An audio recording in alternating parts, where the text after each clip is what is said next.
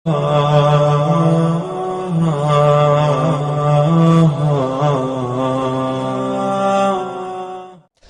Hanifa रहमतुल्लाह ताला जब किसी मसले पर गौर करते थे तो तंग नजरी नहीं, खोल करके गुफ्तगू करते थे। आप अपने एतराज़ात पेश करो, हम अपने दलाइल देंगे। चुनांचे बहुत सारे मसाइल इमाम हनीफा की राय को रद्द कर दिया जाता था और दूसरों की राय ली जाती थी। मसलन सवाल पैदा हुआ, घोड़े का गोश्त हलाल है या हराम? तो सबसे पहले गौर हुआ कुरान करीम में घोड़ों के बारे में क्या है कि अल्लाह ताला बयान फरमाते हैं वल खैला वल बिगाला वल हमीरा लितरकबूहा वज़ीना, और घोड़े और गद्दे और खच्चर तुम्हारी सवारी के लिए हैं, तुम्हारी जीनत के लिए हैं, ये तुम्हारे जहाद के लिए हैं। का इसका मतलब घोड़ा गधा खच्चर ये खाने की चीज़ नहीं है, वरना अल्लाह ताला ज़रूर कहता ये खाने में भी तुम्हें काम आएगा, तो खाने की चीज़ नहीं है। नंबर एक। नंबर दो, अल्लाह के नबी अलैहिस्सलातु वस्सलाम ने अपने ज़माने में कितनी मरतबा घोड़ों का गोश्त खाया कि कभी भी नहीं खाया। नंबर दो, तो इसका मतलब यह है कि शायद ये हलाल नहीं होगा।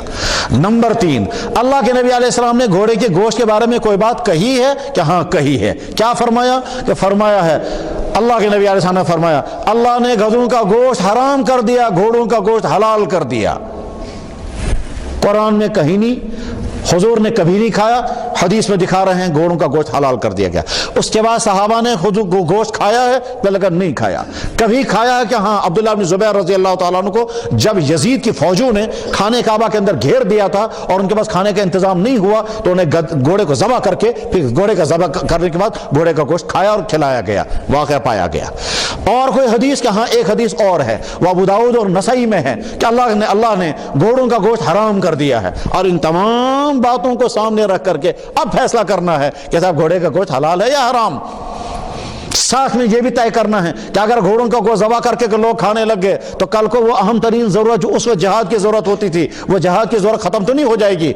हज़रत उमर इब्न ख़त्ताब रज़ी अल्लाह तआला अन्हु ने अपने ज़माने में उम्दा घोड़ों का निज़ाम खड़ा करने के लिए घोड़ों के नसबनामे तक नोट कराए थे, उनके अस्तबल बनाए थे, उनके लिए खानों का इंतज़ाम किया था, उनके लिए घास का इंतज़ाम किया था, पूरा डिपार्टमेंट खड़ा किया था हज़रत उमर इब्न ख़त्ताब रज़ी अल्लाह, और घोड़ों के नसबनामे तक तय किए थे। इस घोड़े का बाप ये है, इसकी माँ ये है, उसका बाप ये है, उसका माँ ये है, ताकि घोड़ा सही हालत में हम तक पहुंचेगा। और असली घोड़ा जो होता है वो तो बहुत ही खूबी वाला घोड़ा होता है, कमालात वाला घोड़ा होता है। गरज ये कि इन तमाम बातों को सामने रखकर अब इमाम हनीफा रहमतुल्लाह ताला ने फैसला फरमाया घोड़े का गोश्त खाना हलाल तो है मगर मकरूह है। क्यों मकरूह है? कि अल्लाह के नबी ने कभी नहीं खाया और का कुरान ने कभी नहीं कहा, मगर हुजूर ने तो कहा है ना घोड़े का गोश्त हलाल है, कि वह वक्ती ज़रूरत के लिए कहा था हलाल है, मुस्तकिल नहीं। कैसे पता चला? कि अगर मुस्तकिल हलाल किया होता तो सहाबा किराम के दौर में ऐसे जैसे बकरियों और ऊँटों का गोश्त खाया जाता है वैसे इनका घोड़ों का गोश्त भी खाया जाता, मगर कभी नहीं खाया गया। हमारे बुजुर्गों में से हजरत मौलाना ज़करिया साहब नव्वरअल्लाहु बरकतहू मदीना तैयबा में थे, वहाँ कारी अब्बास थे बुखारा के, जहाँ के इमाम बुखारी हैं, बुखारा के कारी अब्बास साहब थे। वहाँ उन्होंने हज़रत शेख मौलाना ज़करिया साहब की दावत की और हज़रत शेख के साथ उनके सारे खुलफा थे, हज़रत मौलाना इनामुल हसन, हज़रत मौलाना उबैदुल्लाह साहब, हज़रत मौलाना मोहम्मद उमर पालनपुरी, हज़रत मौलाना सईद खान साहब, हज़रत मुफ्ती, ये तमाम हज़रात दावत में शामिल हैं। तो कारी अब्बास साहब ने कहा हज़रत वो फलानी प्लेट में जो गोश्त है या घोड़े का गोश्त है, जी चाहे तो खाइए, जी चाहे तो मत खाइए। तो हज़रत शेख रहीमुल्लाह ताला ने फरमाया मुफ्ती महमूद साहब, मुफ्ती महमूद ये घोड़े का गोश्त हलाल है क्या हराम? उन्होंने कहा हजरत हलाल है। कहने लगा भाई मैं एक लुक़मा खा रहा हूं, तुम में से जिसका जी चाहे खाओ, अगर किसी का जी चाहे न चाहे तो मत खाओ। एक एक मसले पर इतना गौर करना पड़ता है, अल्लाह अकबर। हदीस की किताबों में एक बहस आती है, एक आदमी के दोनों हाथ कटे हुए हैं, वजू कराने वाला कोई नहीं है, ये नमाज पढ़ेगा या छोड़ देगा? यही मैं एक दफ़ा यहाँ नूरबाग में गया, नूरबाग में एक साहब मुझे मिले, ये बेचारा लाइन मैन था, लाइन मैन, और ये बर्फबारी हो रही थी, मेन लाइन गिर गई थी, महल्ले वालों को बिजली नहीं मिली, और उन्होंने इंजीनियर साहब को फ़ोन किया, उसने मालूम किया ये कौन से इलाके का है, पता चला नूरबाग के खत्ते में कहीं बाग के अंदर लाइन गिर गई है। और उसके बाद फिर उसने फ़ोन किया इसको, ये रात ही में गया बेचारा वो लाइन ठीक करने के लिए। बर्फबारी में जब ये पोल पर चढ़ा, लाइन गिर गई यहाँ पर और दोनों हाथ कट करके नीचे गिर गए, और उसके बाद दोनों हाथ कटे रहे, सारी रात वो बर्फ में पड़ा रहा। उसके बाद 6 महीने यहाँ अस्पताल में रहा, 6 महीने के बाद अब इसके दोनों हाथ कटे हुए हैं। ये मुझे मिला, क्या लगा साहब मैं बनता हूं किसकन कार वुजू तो नमाज किसकन पार को, दोनों हाथ यहां से कटे हुए हैं। ठीक, अब दोनों हाथ कटे हुए हैं, वुजू कर नहीं सकता, कोई दूसरा कराने वाला भी नहीं। یا کوئی انسان کسی ایسی جگہ پر ہے جہاں پر نہ پانی ہے نہ مٹی ہے، مثلا ہوائی جہاز میں، مثلا سائبیریا میں پہنچ گیا، وہاں برف ہی برف ہے، وہاں نہ پانی ہے نہ مٹی ہے، یہ آدمی کیا کرے گا؟ وضو بھی نہیں کر سکتا، تیمم بھی نہیں کر سکتا۔ وضو تیمم نہیں، نماز فوراً پڑھے تو بلا وضو نماز ہوگی۔ اللہ کے نبی نے فرمایا بغیر وضو کے نماز نہیں، لا تقبل الصلاۃ بغیر طہور، بغیر طہارت کے نماز درست نہیں۔ اگر نہیں پڑھے گا تو نماز چھوٹ رہی ہے، حالانکہ اللہ تعالیٰ فرماتے ہیں بھائی جس طرح تم کر سکتے ہو اس طرح کرو، فاتقوا اللہ ما استطعتم، جتنی تمہاری ہمت ہوگی اتنا اللہ سے ڈرنا۔ اس وقت بیچارہ یہ یہی کر سکتا ہے، بغیر وضو کے پڑھ سکتا ہے، تو چلو بغیر وضو کے پڑھیں گے، ٹھیک۔ ایک امام کہتا ہے کہ اس کو نماز ہی معاف ہو گئی۔ کیوں نماز معاف ہو گئی؟ اس لیے کہ نماز کے لیے شرط ہے وضو، جب وضو ہی نہیں تو نماز کیسے ہے؟ دوسرا امام کہتا ہے چلو فی الحال معاف ہو گئی، آئندہ اس کو پڑھنی پڑے گی۔ ایک امام کہتا ہے نہ اب پڑھنی ہے نہ آئندہ پڑھنی ہے۔ کیا حل نکالا جائے گا؟ ایسے مرحلے پر اجتہاد کرنا ہوتا ہے۔ ایک امام اپنا اجتہاد کرتا ہے، دوسرا امام اپنا اجتہاد کرتا ہے، اور اس اجتہاد کے نتیجے میں کوئی نہ کوئی فیصلہ ہوتا ہے۔ امام حنیفہ رحمہ اللہ تعالیٰ کا اجتہاد سب سے زیادہ گہرائیاں لیے ہوئے ہوتا تھا، اس لیے فقہ حنفی جو ہے وہ آگے چلا اور وہ پورے عالم میں پھیل گیا۔ بزرگوں اور دوستو، جب کبھی مسائل کے بارے میں فیصلہ کرنا ہوتا ہے تو سب سے پہلے قرآن کریم کی آیت کو دیکھتے ہیں۔ مثلا سوال پیدا ہوتا ہے کہ مقتدی اپنی نماز میں کیا کیا پڑھے گا؟ تو دیکھو جو قرآن میں کیا لکھا ہے۔ قرآن میں یہ لکھا ہے اے ایمان والو جب قرآن پڑھا جائے تو مقتدی تو خاموشی سے سنو۔ یہ نماز کے لیے ہے، نماز کے باہر کے لیے ہے۔ امام احمد بن حنبل نے فرمایا نماز کے اندر کے لیے بھی ہے، نماز کے باہر کے لیے بھی ہے، لہٰذا مقتدی کو خاموش رہنا چاہیے کیونکہ قرآن کی آیت یہی بتا رہی ہے۔ اور کیا لگا صاحب اور حدیث ہے، فرمایا جناب رسول اکرم صلی اللہ علیہ وسلم نے جب تمہارا امام آگے نماز پڑھے گا تو اس کا پڑھنا تمہارا پڑھنا ہوگا۔ تو پتہ چلا قرآن کریم کا کہنا بھی یہی ہے، حدیثوں کا کہنا بھی یہی ہے کہ مقتدیوں کو خاموش رہنا چاہیے۔ اچھا صاحب صحابہ کرام نے کیا کیا کہ صحابہ کرام میں خلفائے راشدین ہیں، ایک شخص بھی ان میں سے ایسا نہیں تھا جو امام کے پیچھے کھڑے ہو کر کے پھر قرات کرتا ہوگا۔ تو تین ثبوت مل گئے۔ امام حنیفہ رحمہ اللہ تعالیٰ نے فرمایا ہمارا مسلک یہی ہے، کیا کہ صاحب امام کی اقتداء میں رہنے والا تلاوت نہیں کرے، مگر اس کے خلاف تو حدیث مل رہی ہے۔ کون سی حدیث؟ فرمایا جناب رسول اکرم صلی اللہ علیہ وسلم نے لا صلاۃ لمن لم یقرأ بفاتحۃ الکتاب، اس آدمی کی نماز درست نہیں ہے جس آدمی نے سورہ فاتحہ نہ پڑھی ہو۔ امام حنیفہ رحمہ اللہ تعالیٰ فرماتے ہیں سورہ فاتحہ خود پڑھیں یا ہماری طرف سے کوئی اور پڑھے، جب سورہ فاتحہ نہ آگے کوئی پڑھے گا نہ ہم پڑھیں گے تب چنانچہ ایک مرتبہ امام صاحب نماز پڑھ کر کے جب باہر آئے تو ایک وفد آ گیا، کہنے لگا حضرت ہم نے سنا آپ کہتے ہیں سورہ فاتحہ بغیر نماز ہو جائے گی، کیسے ہو سکتی ہے نماز؟ غلط مسئلہ بتاتے ہیں آپ۔ امام صاحب نے فرمایا بھائی تم بہت سارے لوگ ہو، میں سب کے ساتھ بحث نہیں کر سکتا، کسی ایک آدمی کو طے کر دو، اس کے ساتھ میں گفتگو کروں گا۔ میں نے کہا بات صحیح ہے۔ ایک آدمی کو کھڑا کیا، کہنے لگا صاحب یہ آپ سے بات کرے گا۔ کہنے لگا صاحب سنیے یہ جو بات کرے گا یہ آپ سب کی طرف سے ہے؟ کہنے لگا جی۔ اس کا کہنا تمہارا کہنا، اس کا ماننا تمہارا ماننا، اس کا انکار کرنا تمہارا، یہ جو بول رہا ہے تم سب کی طرف سے بول رہا ہے؟ کہنے لگا جی۔ کہنے لگا یہی تو امام بھی کرتا ہے کہ امام کو جب ہم آگے کھڑا کرتے ہیں وہ سب کی طرف سے تلاوت کرتا ہے، تو میں تو وہی کہہ رہا ہوں نا جو تم کر رہے ہو۔ امام صاحب کو یہ خصوصیت اللہ نے عطا فرمائی تھی، وہ کسی مسئلے پر بات کرنے کے لیے جب آتے تھے تو بات سٹارٹ ہونے سے پہلے جواب دیتے تھے، اس کا اظہار انہوں نے کئی مرتبہ کیا۔ ایک مرتبہ کچھ لوگ آئے، وہ کہنے لگے صاحب ہم اللہ کے وجود کے بارے میں بحث کرنا چاہتے ہیں۔ امام صاحب کو بتایا گیا کہ صاحب آپ سے بحث کرنی ہے اللہ کی ذات کے بارے میں۔ امام صاحب نے فرمایا بہت اچھا، میں کل آ رہا ہوں۔ ٹائمنگ طے ہو گئی۔ اگلے دن ٹائم جس ٹائم پر پہنچنا تھا امام صاحب آئے نہیں، بہت دیر ہو گئی۔ لوگوں نے افسوس کا اظہار کیا، مایوس بھی ہو گئے، اور وہ جو بحث کرنے والے آئے تھے وہ تانا دیتے رہے دیکھو تمہارا امام نہیں آیا۔ کافی دیر کے بعد جب امام صاحب آئے لوگ مشتعل تھے کہ صاحب اتنی دیر سے کیوں آئے آپ؟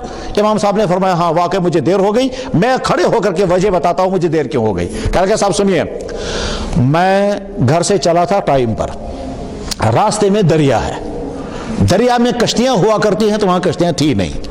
اب میں پریشان ہو گیا کہ صاحب میں دریا کیسے پار کروں گا، اور ادھر سے ٹائم پر پہنچنا ہے، وہاں ڈیبیٹ ہونا تھا۔ کہنے لگا میں حیران ہو گیا، درخت وہاں باغ تھا، اس باغ میں درخت خود بخود کٹ گیا، وہ درخت میں خود بخود تختے بن گئے، وہ تختے خود بخود کشتی بن گئے، وہ کشتی خود بخود پانی میں آ گئی، وہ کشتی خود بخود چلنے لگی، لوگ آ رہے ہیں کشتی میں بیٹھ رہے ہیں اور پار ہو رہے ہیں۔ وہاں درخت کٹتا ہے، پھر تختے بنتے ہیں، کشتیاں بنتی ہیں، وہ دریا میں آتی ہے، دریا میں کشتی چلتی ہے اور لوگ پار ہو رہے ہیں۔ میں یہی منظر دیکھتا رہا، خود بخود درخت کٹ رہے ہیں، کشتیاں بن رہی ہیں، کشتیاں چل رہی ہیں اور لوگ پار ہو رہے ہیں۔ اس منظر کو دیکھتے دیکھتے مجھے دیر ہو گئی، مجھے معافی دینا۔ وہ کھڑے ہو گئے، کہنے لگا دیکھو صاحب اس کا دماغ، درخت کہیں خود بخود کاٹ سکتا ہے، کہیں خود بخود کشتی بن سکتی ہے، کہیں خود بخود کشتی دریا میں چل سکتی ہے، کیسی پاگل پن کی باتیں ہیں۔ امام صاحب کھڑے ہو گئے، کہنے لگے درخت خود بخود کٹ نہیں سکتا، کشتی خود بخود بن نہیں سکتی، یہ ساری کائنات کا نظام کیسے خود بخود چل رہا ہے؟ کہنے لگا کیا مطلب؟ کا مطلب وہی ہے، اس کائنات کا نظام چلانے والا کوئی ہے۔ جب درخت کٹتا نہیں خود تو سورج خود کیسے نکلتا؟ جب درخت کے تختے خود نہیں بنتے تو سارا کائنات کا نظام اتنا وسیع، اللہ اکبر، اتنا وسیع جس کو ہم سوچ بھی نہیں سکتے کتنا وسیع ہے۔ یہ جو لڑکے سائنس پڑھتے ہوں گے تو ان کی دلچسپی کی چیز میں بتاتا ہوں۔ ایک ایسا راکٹ جو 1,86,000 کلومیٹر فی سیکنڈ چلتا ہو، 1,86,000 کلومیٹر فی سیکنڈ کی رفتار سے جو راکٹ چلے گا، جب وہ کائنات کا راؤنڈ لگانے پر آئے گا، 4 ارب سال جب چلتا رہے گا تو کائنات کا ایک راؤنڈ لگ جائے گا۔ یا سورج کائنات کے بیچ میں ہے، اس سورج سے 9 لاکھ میل دور زمین ہے، اور 40 لاکھ میل دوسرا کوئی سیارہ ہے، 80 لاکھ میل تیسرا کوئی سیارہ ہے، سورج درمیان میں ہے، اس کے چاروں طرف 9 بڑے بڑے سیارے ہیں اور کروڑوں چھوٹے چھوٹے ستارے ہیں۔ یہ 9 بڑے بڑے سیاروں میں سے کچھ سیارے ایسے ہیں جو 1 ارب سال کی دوری پر ہیں، کہ 1 کروڑ سال کی دوری پر ہیں، زمین جو ہے وہ 9 لاکھ میل کی دوری پر ہے۔ اچھا، یہ سورج ہے، یہ سب اس کے چاروں طرف گھوم رہے ہیں۔ یہ ایک سورج اور اس کے چاروں طرف گھومنے والے تمام چھوٹے اور بڑے ستارے، اس کو کہتے ہیں سولر سسٹم۔ یہ جو ایک سولر سسٹم ہے، اس جیسے لاکھوں سولر سسٹم دنیا میں ہیں، کہ ان میں سورج بھی ہے، اس میں نیپچون بھی ہے، اس میں پلوٹو بھی ہے، اس میں مریخ بھی ہے، اس میں زمین بھی ہے، اس میں ارتھ، یہ ساری ہیں، کروڑوں نظام شمسی مل کر کے ایک گلیکسی بنتی ہے۔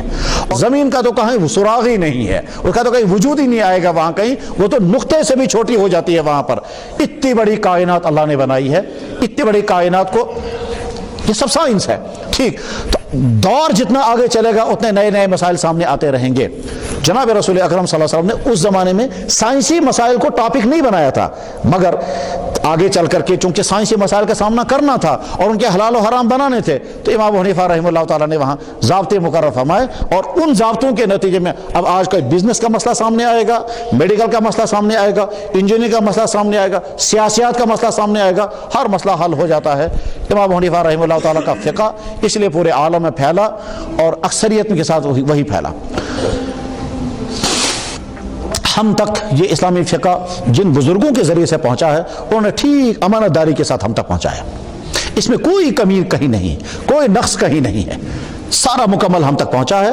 اس پر اطمینان رہنا چاہیے، انبساط رہنا چاہیے۔ اور اس وقت جتنے نئے مسائل سامنے آتے ہیں، آج کے ہمارے بڑے بڑے علماء ان نئے مسائل کو سوال میں سمجھ نہیں پاتے ہیں، جواب دینا تو کھجا، جواب نکالنا تو اور زیادہ مشکل ہے۔ سوال سمجھنے کے لیے بڑی محنتیں کرنی پڑتی ہیں، تب کہیں پتہ چلتا ہے۔ مثلا آج کے زمانے میں بڑا اور اہم ترین مسئلہ ہے کیا؟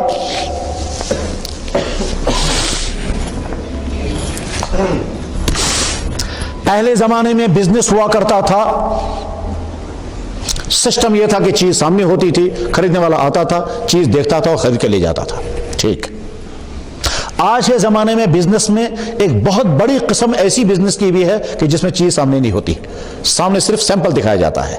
یہ سیمپل دکھانے کے بعد پھر ہم کہتے ہیں کہ صاحب یہ ہم آرڈر دیتے ہیں، ہم آپ کو آرڈر دیتے ہیں، اس جیسے بیگ ہمارے لیے 1000 بنا دیجئے، اس جیسی فائلیں ہمارے لیے 1000 بنا دیجئے۔ جس چیز کو ہم خرید رہے ہیں وہ ابھی دنیا میں وجود ہی بھی نہیں آئی، تو معدوم چیز کو خریدا جا رہا ہے، یہ جائز ہے یا ناجائز؟ کیسے فیصلہ ہوگا؟ حضور کے زمانے میں یہ چیز تھی، معدوم چیز کی بے ہو ہی نہیں سکتی تھی۔ اللہ کے نبی علیہ السلام نے اس وقت پھلوں کے متعلق فرمایا، جو پھل ابھی پیدا ہی نہیں ہوا اس کو نہیں بیچ سکتے۔ تو اگر اس پر قیاس کریں گے تو دنیا میں تمام صنعتیں بیٹھ جائیں گی۔ لوگ آرڈر لے کر کے آتے ہیں، جناب آرڈر لکھوائیے، آپ اس کو آرڈر لکھواتے ہیں، یہ یہاں سے دلی جاتا ہے اور وہاں سے آرڈر کی چیزیں لیتا ہے۔ اگر فیکٹری میں مال تیار نہ ہو تو فیکٹری میں مال تیار کر آتا ہے، پھر لا کر کے آپ کو آرڈر کی چیزیں لا کر کے دیتا ہے۔ سمپل ایک دکھاتے ہیں، اس کے بعد پھر آرڈر کی چیزیں لا کر کے دیتے ہیں۔ یہ خرید و فروخت جائز ہے ناجائز؟ اگر کہیں گے جائز ہے تو حضور کے زمانے میں تو تھی نہیں، حدیث سے تو ثابت ہی نہیں ہو رہی، تو کیسے جائز ہو گئی؟ بزنس کا ایک سوال۔ مارکیٹ کا سوال، آج کے زمانے میں حکومتیں مجبور ہیں ریٹ فکس کرنے کے لیے، اور ریٹ فکس کرنے کا سسٹم اتنا ہے کہ چیزوں پر بھی ریٹ فکس کیا جاتا ہے۔ اللہ کے نبی علیہ السلام نے اس وقت فرمایا تھا جب صحابہ نے عرض کیا یا رسول اللہ ریٹ فکس کر دیں، حضور نبی علیہ السلام نے ارشاد فرمایا میں نہیں چاہتا اللہ کی بارگاہ میں اس حال میں حاضر ہو جاؤں کہ اللہ تعالیٰ مجھ سے فرمائے کہ تو نے ریٹ فکس کر کے کمانے والوں کے ہاتھ کیوں باندھ دیے تھے، تو میں ریٹ فکس نہیں کر سکتا۔ اب اگر دیکھیں گے حدیث کو تو ریٹ فکس کر نہیں سکتے، اور اگر ریٹ فکس نہیں کریں گے تو آج کے دکاندار تو ویسے کسٹمروں کو لوٹ لیتے ہیں ریٹ فکس کرنے کے باوجود، تو کیا کیا جائے گا؟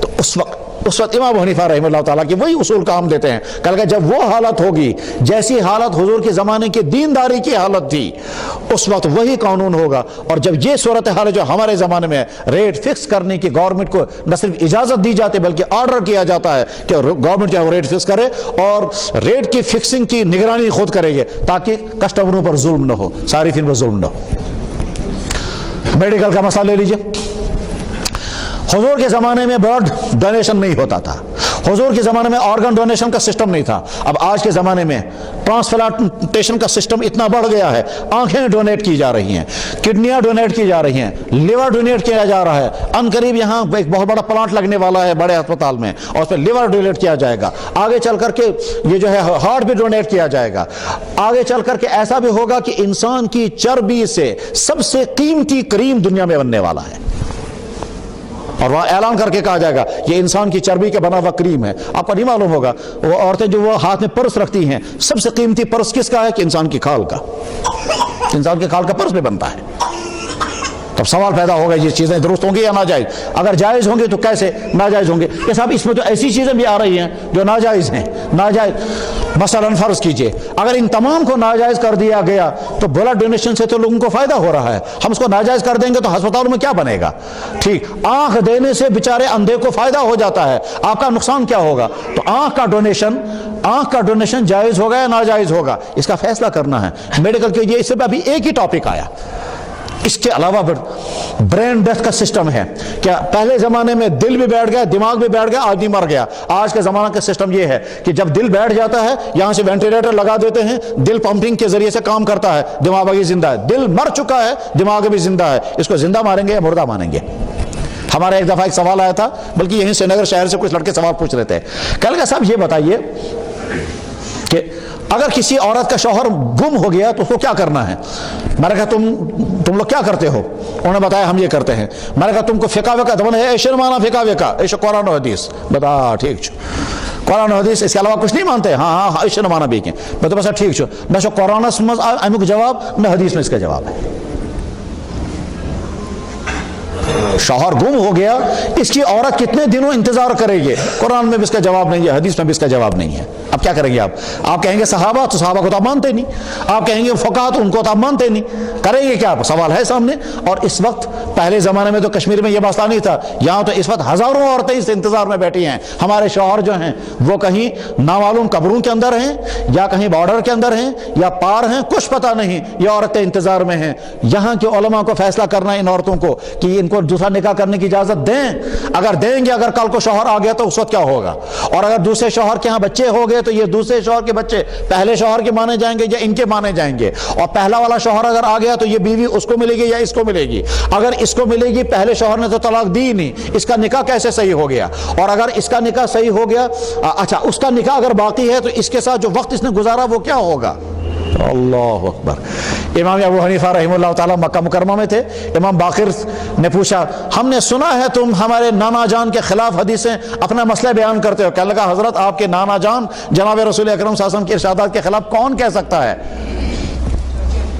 اس کے بعد امام صاحب نے ان سے مسئلہ پوچھا، حضرت یہ فرمائیں ایک عورت کا شوہر گم ہو گیا، ایک عورت کا شوہر گم ہو گیا، کچھ پتہ نہیں وہ زندہ ہے یا مرا ہوا ہے، اب کیا کرے گی یہ عورت؟ اس عورت نے عرصہ طویل کے بعد دوسرا نکاح کیا، اب پہلا شوہر آ گیا، یہ اس کو ملے گی یا اس کو؟ انہوں نے فرمایا یہ مسئلہ کہیں پیش آ گیا؟ امام صاحب نے فرمایا مسئلہ پیش آیا ہو یا نہ آیا ہو، ہم آگ لگنے سے پہلے کنواں کھود کر کے رکھتے ہیں، ہم مسئلہ نکال کر کے رکھتے ہیں۔ تو یہاں تو ہزاروں. امام ابو حنیفہ رحمہ اللہ تعالیٰ کا فیصلہ اس عورت کے بارے میں کیا ہے, امام شافعی کا فیصلہ اس عورت کے بارے میں کیا ہے. اور ایک بات اور ذہن میں رکھنا چاہیے, یہ جو امام چاروں ہیں, ان چاروں اماموں نے کسی مسئلے کے بارے میں جب کوئی فیصلہ کیا ہوتا ہے اور آگے چل کر اس مسئلے پر عمل کرتے ہوئے مشکلات آتی ہیں, اس وقت کے علماء فوراً اپنے مسلک کو چھوڑ کر کے دوسرے امام کی رائے کو قبول کر لیتے ہیں. اور یہ فقہ میں لین دین ہوتا ہے, وہاں آنکھیں بند کر کے نہیں رکھتے ہیں. امام حنیفہ رحمہ اللہ تعالیٰ نے یہی مزاج بنایا تھا کہ اگر کوئی شخص میرے سامنے میرے متعین کیے ہوئے مسئلے پر اعتراض کرے گا, وہ اعتراض سنتے تھے, ان کا جواب دیتے تھے. مثلا امام شافعی رحمہ اللہ تعالیٰ فرماتے ہیں اگر کسی آدمی نے عورت کو ہاتھ لگایا تو اس مرد کا نکاح ٹوٹ گیا. ان سے پوچھا حضرت کیسے؟ کہنے لگا قرآن میں آیت موجود ہے, اللہ تعالیٰ فرماتے ہیں اگر تم نے عورتوں کو ٹچ کیا تو عورتوں کو ٹچ کرنے کی بنا پر تمہارا وضو ٹوٹ جائے گا, لہذا عورت چاہے بیوی ہو چاہے ماں ہو, جو ہی ہاتھ لگ جائے گا نکاح ٹوٹ جائے گا. بہت اچھا, شافعیوں کا مسئلہ یہی ہے. اب جب حرم شریف میں جاتے ہیں طواف کرنے کے لیے, وہاں تو دائیں طرف بھی عورتیں ہیں اور بائیں طرف بھی عورتیں ہیں, اور دنیا کی حسین سے حسین عورتیں بھی ہیں اور کالی سے کالی عورتیں بھی ہیں, طاقتور سے طاقتور بھی ہیں, ہم سے لمبی بھی ہیں, ہم سے چھوٹی بھی ہیں. جتنے بچنا چاہیں دھکے آگے سے بھی لگیں گے, پیچھے سے بھی لگیں گے. اب کیا کریں گے؟ کہ صاحب ہمارا امام تو کہتا ہے عورت کو ٹچ کرنے سے وضو نہیں ٹوٹتا, لہٰذا ہمارا وضو تو برقرار ہے, آپ فیصلہ کرو. تو تمام شافعیوں نے کہا حرم شریف میں طواف کے دوران ہم بھی حنفی ہیں, لہذا ہمارا وضو بھی نہیں ٹوٹا. چنانچہ وہاں انہوں نے کیا کیا کہ اپنا مسلک چھوڑ کر اس مسئلے میں امام ابو حنیفہ کے مسلک کو اختیار کر لیا. ایسا ہوتا ہے, اس کو کہتے ہیں تلفیق کرنا, کہ جب کسی امام کے مسلک پر کسی جگہ عمل کرتے ہوئے مشکلات پیدا ہو جائیں اور واقعی امت مشکلات محسوس کر رہی ہو تو اپنی امام کی رائے کو چھوڑ دیا جائے اور دوسری امام کی رائے کو اختیار کر لیا جائے. چنانچہ جس عورت کا شوہر گم, اس عورت کا انتظار, اس عورت کو کب تک انتظار کرنا چاہیے؟ ایک امام نے, امام شافعی نے کہا 60 سال انتظار کرو. امام ابو حنیفہ رحمہ اللہ تعالیٰ کا کہ ایک شاگرد کا کہنا ہے کہ 80 سال انتظار کرو. ایک اور شاگرد نے کہا نہیں 120 سال انتظار کرو. وہ 120 سال تک کون سی عورت انتظار کرے گی اور پھر وہ نیا نکاح کرے گی؟ امام مالک رحمہ اللہ تعالیٰ فرمایا 4 سال انتظار کرو. مگر امام مالک کی رائے لینے کے لیے تیار بھی ہونا چاہیے کوئی. امام ابو حنیفہ کی رائے وہی, امام شافعی کی رائے وہی. امام حضرت مولانا اشرف علی تھانوی رحمہ اللہ تعالیٰ کا زمانہ تھا, اور یہاں ہندوستان کے ہندوؤں نے ایک تحریک سٹارٹ کر دی. جنگ عظیم جب ہوئی ہے اور انگریزوں نے یہاں کے ہندوستانیوں کو یا بر صغیر کے لوگوں کو زبردستی دیا اور جنگ میں جھونک دیا. جنگ چل رہی تھی, ایک طرف سے امریکہ, روس, فرانس اور برطانیہ, دوسری طرف سے ساری دنیا تھی, جرمنی, جاپان, آسٹریلیا اور چند اور ممالک. ان کو متحدہ طاقتیں کہتے تھے اور ان کو غیر متحدہ طاقتیں کہتے تھے. یہ جنگ چل رہی تھی, جنگ عظیم. یہ وہی جنگ عظیم ہے جس میں جاپان, ہیروشیما اور ناگاساکی پر ایٹم بم گرایا گیا تھا. اس جنگ عظیم میں یہاں کے بھیجے ہوئے بے شمار انسان گم ہو گئے. کچھ پتہ نہیں وہ مارے گئے کون سے ملک میں, کیونکہ کچھ فوجیں لڑ رہی تھی فرانس میں, کچھ فوجیں لڑ رہی تھی برطانیہ میں, کچھ فوجیں لڑ رہی تھی جرمنی میں. جرمنی میں وہ ہٹلر تھا, تو اس لیے کچھ پتہ نہیں یہاں کے وہ مسلمان کہاں چلے گئے, وہ زندہ ہے یا ان کی عورتیں انتظار میں تھی, شوہر غائب ہیں, نہ پتہ ہے مر چکے ہیں, نہ پتہ ہے وہ گرفتار شدہ ہیں. اس پریشان کن صورتحال میں جب مسلمان عورتیں پوچھتی تھی ہمارے لیے کیا حکم ہے, حنفی علماء کہتے تھے 60 سال انتظار کرو, حنفی علماء کہتے تھے کبھی 80 سال انتظار کرو. مولانا اشرف علی تھانوی رحمہ اللہ تعالیٰ نے فرمایا یہ وہ وقت نہیں ہے کہ ہم حنفی اس مسئلے میں حنفی رائے پیش کریں. اس لیے مولانا اشرف علی تھانوی رحمہ اللہ تعالیٰ نے قدم اٹھایا کہ اس مسئلے میں ہم حنفیہ کی رائے کو چھوڑ دیتے ہیں اور امام مالک کی رائے اختیار کرتے ہیں. لیکن چونکہ محتاط بہت زیادہ تھے, اس سے انہوں نے سوچا میں اکیلا یہ قدم نہیں اٹھاؤں گا. پورے ہندوستان اور اس زمانے میں ہندوستان پاکستان نہیں تھے, کراچی سے لے کر ڈھاکہ تک جتنے علماء تھے تمام علماء کے پاس وہ تحریر بھیجی, میں ارادہ کر رہا ہوں اس مسئلے میں ہم حنفیہ کی رائے چھوڑ کر امام مالک کی رائے اختیار کریں گے, آپ اپنی تائید یا تردید جواب بھیجیں. چنانچہ تمام علماء نے تائیدی خط لکھے, جناب ضرور یہ فیصلہ ہونا چاہیے, آپ نے قدم اٹھایا, ہم آپ کا ساتھ دیتے ہیں. اس زمانے میں انہوں نے ڈھونڈا کشمیر میں کا مولوی, کشمیر تو کس کا مولوی آسو, مگر یہاں کشمیر میں کوئی مولوی ملا نہیں. اچھا, اس کے بعد ان کو کسی نے کہا یہاں میر وائز ہیں, تو میر وائز سے رابطہ ہوا. میر وائز اس زمانے کے شاید مولانا غلام رسول صاحب تھے یا مولانا رسول صاحب تھے, تو رسول صاحب تھے یا مولانا غلام رسول صاحب تھے, ان کو پورا وہ رابطہ نہیں ہو پایا. کسی نے کہا نہیں وہ کوئی مولانا غلام محمد صاحب ہیں سوپور میں. تو بہرحال حضرت تھانوی نے ان کے بعد بھی خط لکھا کہ میں یہ فیصلہ کرنے جا رہا ہوں, آپ تائید یا تردید کرو. پورے بر صغیر کے علماء نے جب تائید کر دی تو حضرت تھانوی نے اعلان کر دیا اگر کسی عورت کا شوہر گم ہو جائے تو اس عورت کو فقہ حنفی کے مطابق 60 سال یا 80 سال انتظار نہیں کرنا ہے، بلکہ فقہ مالکی کے مطابق صرف 4 سال انتظار کرنا ہے، فیصلہ ہو گیا۔ اس طرح سے زمانہ جب آگے چلتا ہے تو مسائل نئے سامنے آتے ہیں اور ان کو حل کیا جاتا ہے، اور یہ سارا سلسلہ قائم کیا ہے امام ابو حنیفہ رحمہ اللہ تعالیٰ نے، جس کو اللہ نے بہت نوازا تھا۔ اور جناب رسول اکرم صلی اللہ علیہ وسلم ایک مرتبہ تشریف فرما تھے، سلمان فارسی بیٹھے ہوئے تھے۔ سلمان فارسی ان صحابہ میں سے ہیں جن سلمان فارسی وہ شخص ہے جس کو اللہ نے ایک خاص امتیاز عطا کیا تھا، جو امتیاز اور کسی صحابی کو نہیں ملا۔ وہ امتیاز یہ کہ سلمان فارسی رضی اللہ تعالیٰ عنہ کی عمر کم سے کم 250 سال ہے، اور بعضوں نے کہا کہ 300 سال ہے۔ سلمان فارسی رضی اللہ تعالیٰ بیٹھے ہوئے تھے، آپ علیہ الصلوۃ والسلام نے سلمان فارسی کے ران پر ہاتھ مار کر کے کہا کہ اگر علم ایک حدیث میں، اور ایک حدیث میں بخاری میں حدیث ہے یہ، یا ایمان اگر آسمان کی بلندیوں ثریا پر ہوگا تو تیرے خاندان میں سے ایک آدمی نکلے گا جو وہاں سے بھی اس علم کو حاصل کرے گا۔ علامہ جلال الدین سیوطی ایک امام ہیں، انہوں نے کہا کہ یہ حدیث امام ابو حنیفہ کے بارے میں ہے۔ امام گویا جناب رسول اکرم صلی اللہ علیہ وسلم نے پیشن گوئی فرمائی تھی کہ ایک شخص پیدا ہونے والا ہے جو شخص علم کو ثریا سے، یعنی مراد یہ ہوگا علم کسی مسئلے کا جواب کتنا مشکل سے مشکل کیوں نہ ہو وہ ضرور وہاں سے اس کو حاصل کرے گا۔ اسی لیے اس وقت سے لے کر کے آج تک 70 یا 80% امت مسلمان فقہ حنفی پر عمل پیرا ہیں، فقہ حنفی پختہ ہے، اس میں مسائل ہر طرح سے مرقع شدہ موجود ہیں۔ کبھی کبھی کوئی صاحب کہتا ہے کہ صاحب آپ لوگ حدیث پر عمل نہیں کرتے۔ میں نے ایک بھائی سے کہا، میں نے کہا آپ کو معلوم ہے نماز میں کتنی سنتیں ہیں؟ کہنے لگا نہیں۔ میں نے کہا آپ تو حدیث پر عمل کرتے ہیں، آپ کو یہ بھی پتہ نہیں نماز میں سنتیں کتنی ہیں، تو حدیث پر عمل کیسے کریں گے آپ؟ کہنے لگا آپ یہ بتائیے۔ میں نے کہا نماز میں 51 سنتیں ہیں۔ کہنے لگا کس نے کہا؟ میں نے کہا امام ابو حنیفہ نے، اور سنت کہتے ہی اس عمل کو ہیں جو حدیث سے ثابت ہو۔ تو ہم تو ایک ایک سنت پر عمل کرنے والے۔ یہاں اس پر بھی بحث ہوتی ہے، کس پر بحث ہوتی ہے کہ صاحب جب اللہ اکبر کریں گے تو انگلیوں کو ٹچ کر کے رکھنا ہے یا کھول کر کے رکھنا ہے یا نارمل حالت میں رکھنا ہے؟ جب ہاتھوں کو باندھنا ہے تو کون سی انگلی کس جگہ پر رکھیں گے؟ یہ ساری بحث اس وجہ سے کرتے ہیں تاکہ حدیث کے عین مطابق عمل ہو جائے، وہ تو کرتے ہی اس لیے ہے۔ تو جو امام یہ کہتا ہو نماز میں 13 فرض، 18 واجب، 51 سنتیں اور 30 مستحبات ہیں، اس امام کا آپ کہیں گے وہ حدیث پر عمل نہیں کرتا۔ امام ابو حنیفہ رحمہ اللہ تعالیٰ تو کہتے ہیں اگر حدیث ضعیف ہوگی اس پر بھی ہم عمل کریں گے، کیونکہ ضعیف وہ بعد میں ہوتی، وہ پہلے ضعیف نہیں ہوتی، وہ تو تمہارے یہاں آ کر کے ضعیف ہو گئی۔ میں اس کی مثال بتاتا ہوں۔ حضرت عبداللہ بن عباس رضی اللہ تعالیٰ عنہ کی ایک حدیث ہے کہ حضرت نبی کریم علیہ الصلوۃ والسلام 20 رکعت تراویح پڑھتے تھے۔ سارے محدثین لکھتے ہیں حدیث ضعیف ہے، اور بھائی حدیث ضعیف ہے اس کو ڈھونڈو نا، وہ کون شخص ہے جس کی وجہ سے یہ حدیث ضعیف ہو گئی؟ وہ مل گیا ایک آدمی، اس کا نام تھا عثمان ابن ابی شیبہ۔ کہ یہ کب تھا؟ کہ یہ طبع تابعین کے بعد میں تھا۔ تو طبع تابعین کے بعد میں اس آدمی کی وجہ سے حدیث ضعیف ہو گئی، اس سے پہلے تو حدیث طاقتور رہی ہے، اس سے پہلے حدیث کہاں ضعیف تھی؟ اس وقت صحابہ نے اس پر عمل کر لیا، تو جب صحابہ نے اس پر عمل کیا اس وقت وہ ضعیف نہیں تھی، جب آپ کے پاس یہ حدیث پہنچی تب یہ ضعیف ہو گئی ہے۔ ہم نے جب دکان سے کپڑا خریدا تو بہت عمدہ تھا، ہم نے یوز کیا، استعمال کیا، اس کے بعد پھر دوسرے کو دیا، اس نے بھی استعمال کیا، اس کے بعد جب کپڑا پھٹ گیا آپ کہتے ہیں کپڑا پھٹا ہوا ہے، کہ لگا صاحب تمہارے پاس کپڑا پھٹا ہوا پہنچا، ہمارے پاس تو فریش تھا۔ تو صحابہ کے زمانے میں حدیث ضعیف نہیں ہوتی، وہ تو بعد میں آ کر کے حدیث ضعیف۔ امام ابو حنیفہ رحمہ اللہ تعالیٰ کی خصوصیت یہ ہے کہ وہ ہر طرح کی حدیث پر عمل کرنے کی کوشش کرتے ہیں۔